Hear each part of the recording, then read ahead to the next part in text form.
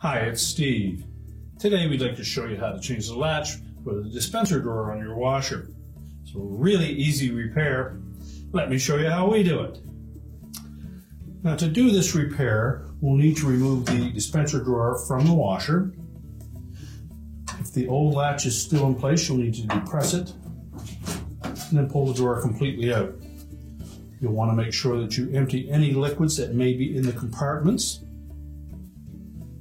And again, if the old latch is still attached, we're simply going to turn the dispenser over. While lifting up on that tab, just unlatch it from the back,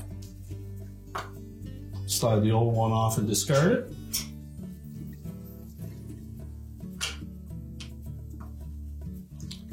Line the new one up, press it into place until that latch engages. And then reinstall the drawer, and your repair is complete.